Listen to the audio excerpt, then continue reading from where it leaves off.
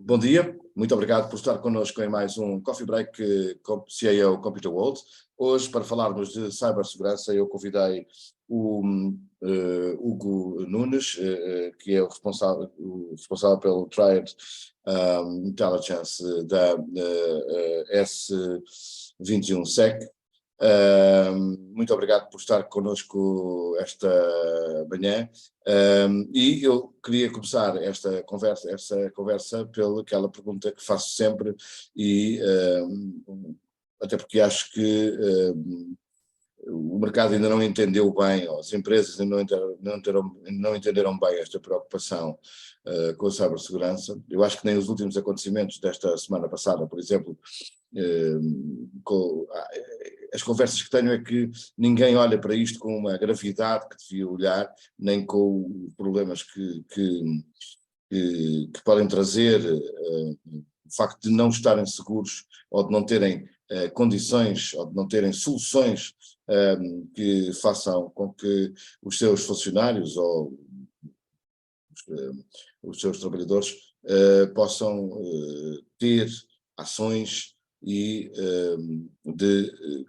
segurança da informação e dos seus documentos. E, portanto, é neste sentido que eu tenho de fazer aqui uma pergunta, é daquilo que observa do mercado, as soluções e os sistemas de segurança ainda são, para os empresários portugueses, um custo. Obrigado pelo convite, João.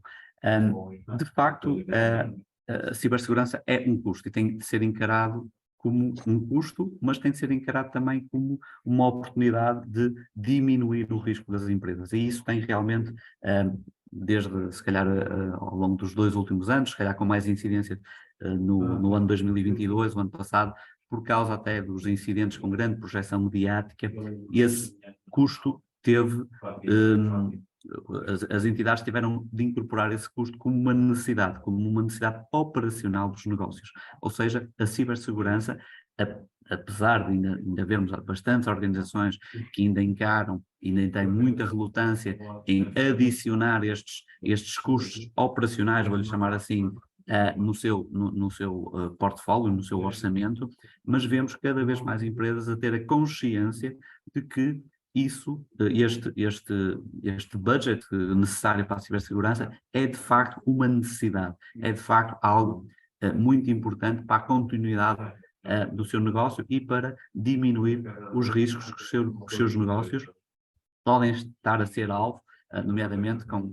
possíveis ataques de cibersegurança,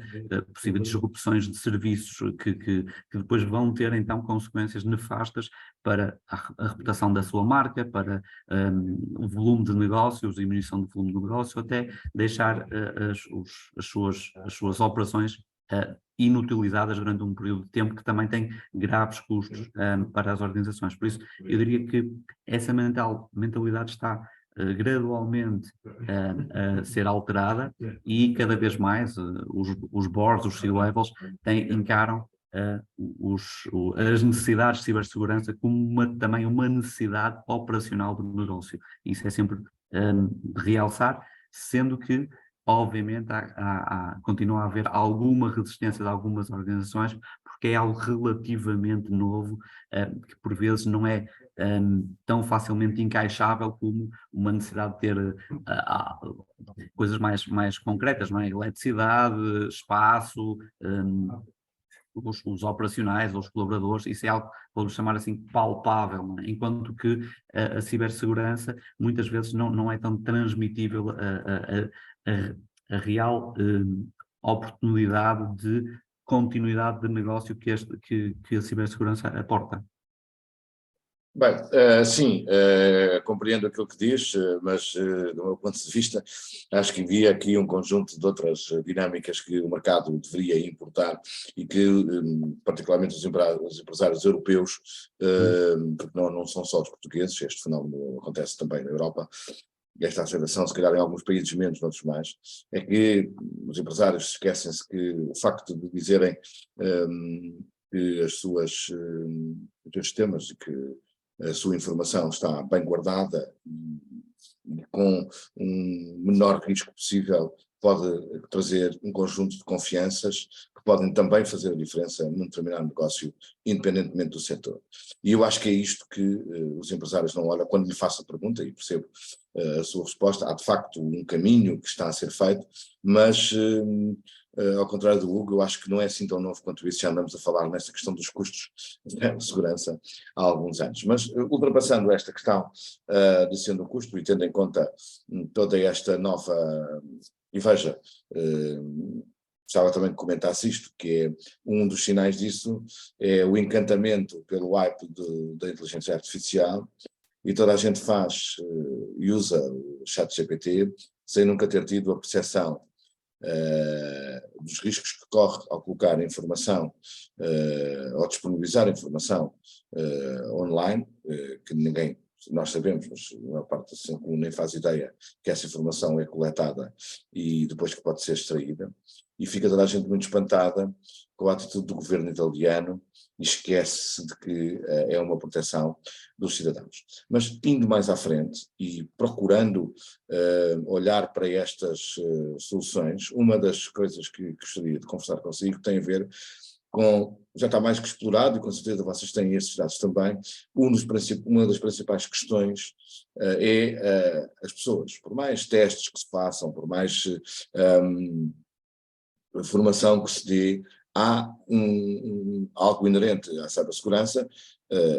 Quando diz à cibersegurança, dizia no passado à segurança, né? Quando se começaram a fechar as portas e a trancar, há muita gente que ainda sai do escritório a correr ao final da noite. Aconteceu comigo ainda esta semana, que saí ao final do dia, esqueci-me que o alarme é ligado automaticamente às 11 da noite, e o alarme começou a disparar assim que eu saí da minha sala. Portanto, é inerente ao ser humano às vezes existirem poucos cuidados, e não tem com isso diretamente a ver que a pessoa é descuidada. Tem a ver com um determinado tipo de momento, com um determinado tipo de ação, com aquele dia, com aquela forma. A pergunta que lhe faço é, eu sei que a ES217 tem feito um trabalho, ou está a fazer um trabalho junto das empresas para esta sensibilização e para trazer esta preocupação. Quer-nos falar um pouquinho sobre isso, e para além desse trabalho que fazem, dessa solução que têm, sucesso tem tido ou não tem tido esse vosso caminho? Como o João refere bem, realmente o comportamento humano, o ser humano, é realmente muitas vezes o elo mais frágil desta cadeia de valor de cibersegurança. E daí a importância, e é assim que o SEC tem no portfólio de serviços este tipo de serviços, que é a formação, mas tem que ser uma formação contínua, não é? Porque hoje aprendemos algo e estamos sensibilizados, mas daqui a 6 meses essa informação já não está tão premente na nossa memória, e se calhar vamos cometer alguns erros que se calhar há 6 meses atrás, quando tivemos a formação, não cometeríamos,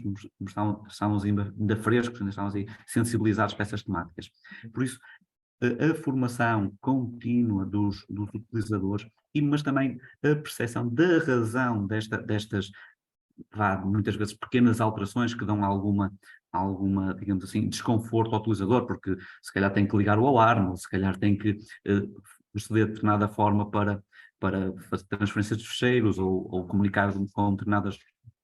determinadas pessoas ou determinadas matérias através de determinadas aplicações, quando se calhar há aplicações que aparentemente para eles serão mais ágil de comunicação, mas por causa da organização ter informação sensível ou querer tudo centralizado, não é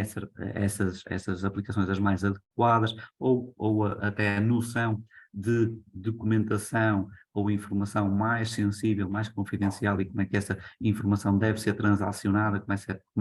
essa informação pode ser disponibilizada a terceiros ou a próprios colaboradores. Por isso, essa sensibilização e essa informação da razão do porquê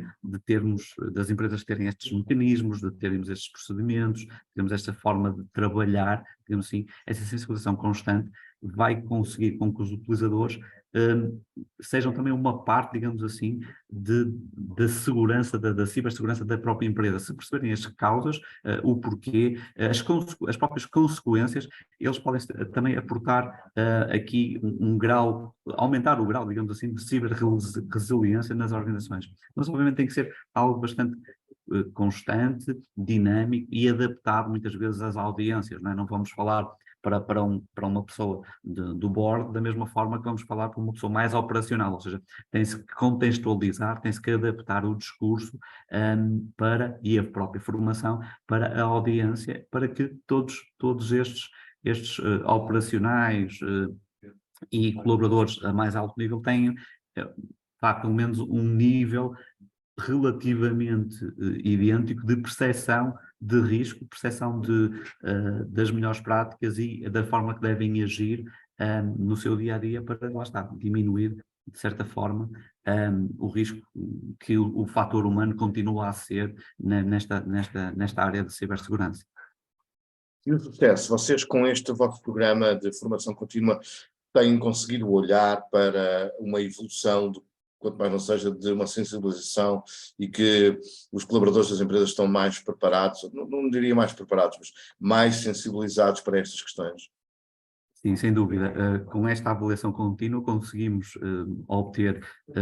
métricas que conseguem também depois, para quem de direito, perceber se estas formações, digamos assim, estas sensibilizações estão a ter efeito e corrigir ao longo do tempo, e lá está também uma grande vantagem, fazemos isso continuamente, corrigir algumas debilidades que vão sendo mostradas durante a formação, durante estes assessments, chamamos assim, para perceber qual é o melhor caminho, porque cada empresa tem as suas dinâmicas, cada empresa tem a sua forma de trabalhar e muitos colaboradores são muito distintos, por isso ao longo do tempo vamos avaliando e vamos afinando, digamos assim, a melhor forma de atingir os nossos objetivos, atingir os objetivos que a empresa se propõe de diminuir o risco de cibersegurança por parte do fator humano, chamamos assim. Outras das grandes preocupações das organizações, nomeadamente das empresas que, como vós, fabricantes que vendem soluções de cibersegurança e outras na área tecnológica, tem a ver com a captação de talento ou a captação de pessoas com capacidade para dar esse conforto às empresas, para trabalharem nessas empresas, ou fazendo consultoria, ou desenvolvendo produto, ou assemblando produto, ou desenvolvendo e incorporando esse produto nas empresas com as soluções que já têm. Vocês têm conseguido reter talento, o talento necessário, ou é também, acredito que uma dificuldade igual a qualquer outra empresa, e como é que vê que isto se pode ultrapassar? Mais do que como é que vocês fazem, na sua ótica, falar de alguém que lida com isto todos os dias, eu gostaria de perceber, porque tenho percebido que existem dentro das empresas até pessoas com algumas e interessantes opiniões de como é que isto se pode resolver, como é que na sua ótica se pode ultrapassar, se é um caso na S21Sec, esta dificuldade de encontrar pessoas que trabalhem em soluções de cibersegurança? Ponto 1, acho que aqui, indo aqui um bocadinho mais atrás, que é as faculdades, as universidades têm um papel muito importante, ou seja, a formação, a disponibilização de cursos adequados para formar pessoas com características técnicas de cibersegurança, acho que é muito importante. Então, aí, logo à partida, é muito importante ter bons cursos universitários, bons cursos tecnológicos para formar e cativar cada vez mais os estudantes para estas áreas que sim têm um déficit bastante elevado em termos de recursos humanos. Depois, do nosso lado, muitas vezes não conseguimos ter todas as pessoas que gostaríamos de ter, há um déficit generalizado, então temos que arranjar formas e arranjamos formas de tentar automatizar algumas dos nossos processos, agilizar, auxiliamos de tecnologia ou de até, muito em voga, na inteligência artificial para nos auxiliar em determinadas tarefas, para tentar diminuir, ou melhor, minimizar de alguma forma algumas tarefas que poderiam ser feitas por um ser humano, digamos assim, mas que possam ser minimizado esse esforço necessário com automatismos, com processos e com inteligência artificial para esse recurso ao ser humano ser mais diminuto em algumas tarefas. Obviamente que estes processos todos não invalidam da necessidade, sei lá, de uma grande percentagem do nosso trabalho ter de ser obrigatoriamente ser efetuado por inteligência humana, ponto final. Não, até à data não há nenhum substituto que consiga percepcionar bastantes tarefas, bastantes elementos, digamos assim, do nosso trabalho do dia a dia, a não ser a pessoa com alguma experiência, a pessoa que já tenha vivenciado ataques de determinados veículos, de determinados modos, para depois passar essa experiência para a ação. Por isso, digamos assim que temos também uma forte incidência em requalificar pessoas que não sejam muito da área, mas têm para lhe chamar, mindset, ou seja, mindset de estar sempre a aprender, de gostar de perceber como é que as coisas funcionam, gostar de perceber como é que, por exemplo, os atacantes desenvolvem o ataque, ou seja, muitas vezes o que fazemos é incorporamos pessoas que nem são muito da área, mas identificamos que existe esta percepção de evolução para uma área mais tecnológica, chamamos assim, mais virada à cibersegurança. Pode não ser uma pessoa que venha da faculdade de engenharia informática ou algo assim, mas que tenha tido um percurso, às vezes de educação, mas também profissional, que depois consiga materializar essa experiência bastante distinta em áreas muito específicas também que a cibersegurança também necessita, como análise de código ou até, por exemplo, investigações aos em que vão pesquisar na internet dados que depois possam servir para auxiliar os nossos clientes a tomar decisões, por exemplo. Por isso, há aqui um misto entre automatização, requalificação, formação, que nós temos de estar sempre a evoluir e a arranjar formas que nos pareçam mais ágeis para colmatar as necessidades que são bastante elevadas de recursos humanos. Muito bem, Hugo, soluções, neste momento aquilo que gostaria também de lhe perguntar era, neste momento, de uma forma genérica, como é óbvio,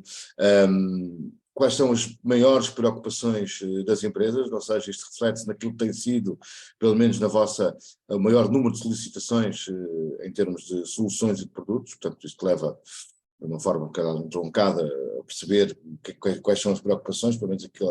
os vossos potenciais clientes, e que soluções a SFinJuSec tem apresentado para colmatar essa